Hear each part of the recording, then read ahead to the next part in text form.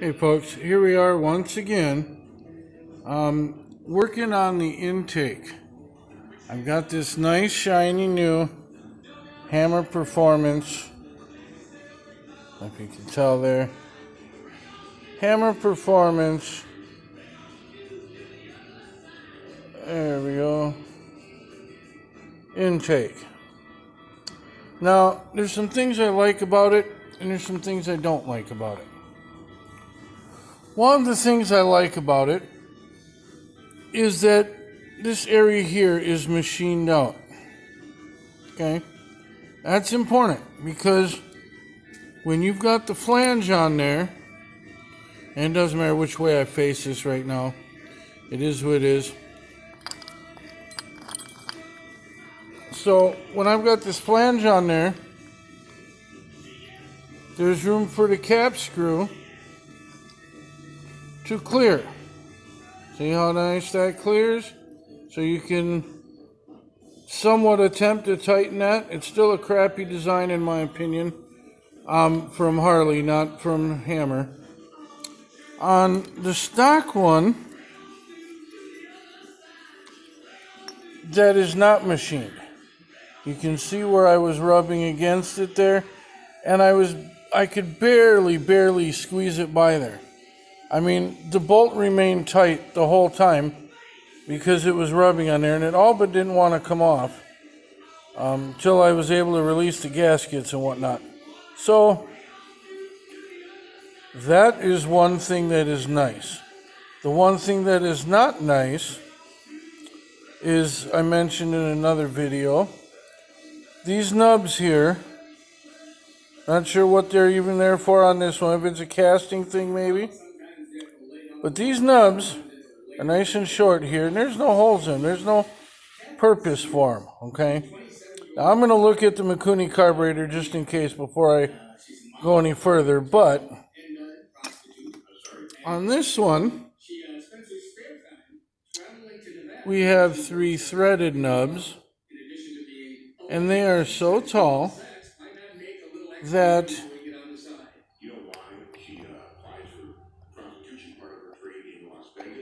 they are hitting before I can get everything lined up. See how far off-centered I am there on those? And I know I'm just setting it in there a little bit, but the fact of the matter is they're hitting. They're way too long. They're in the way. I don't know if other people have ordered all this combination before and just haven't complained or notified Dan or what. But in my opinion, by now, and they've got videos themselves that they put these things together and they race them and they take them apart and back and forth. Perhaps they should already know these things and address these issues. You know, I'm not sure. I don't know what goes on over there. Not trying to put them down or anything. But I would have appreciated a little more plug and play, even though it's almost all plug and play.